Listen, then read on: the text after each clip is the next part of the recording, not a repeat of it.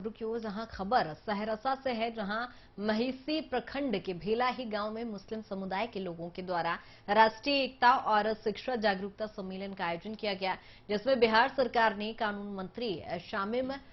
मधेपुरा, सांसद दिनेश चंद्र यादव, पूर्व मंत्री शहर राजद के वरिष्ठ नेता अब्दुल बारी सिद्दीकी और विधायक गूंजेश्वर शाह ने मुख्य अतिथि के रूप में कार्यक्रम में शिरकत की। इस दौरान कानून मंत्री ने कहा कि कोसी का इलाका काफी पिछड़ा इलाका है, बावजूद यहां के लोगों ने शिक्षा को बढ़ावा देने के लिए सम्मेलन के जरिए जिस तरह से लोगों को शिक्षा के प्रति जागरूक करने का काम किया है, वो बेहद काबिल तारीफ है।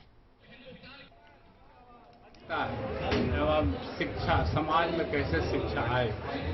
और राष्ट्रीय एकता इस देश में अब देखेंगे, खास करके बिहार में। सर, हमने सिपाहीनामा में कहा है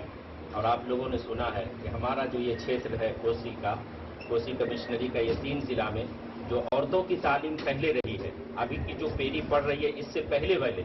99% औरतें 1 से 100 तक गिनती नहीं गिन सकती हैं, घड़ी का टाइम टेबल नहीं देख सकती हैं। ये जो जिहालत है, इतनी बड़ी जिहालत हम नहीं समझते हैं कि बिहार में भी किसी और क्षेत्र या इलाके में होगी। इसी जिहालत को दूर करने के लिए आज इतनी तकलीफ उठा करके, इतनी धूप में शमीम साहब तशरीफ लाए, शिक्षा मंत्री तशरीफ ला रहे हैं, वजीर अकलियत सलाह फला वो समा खान साहब तशरीफ ला रहे हैं।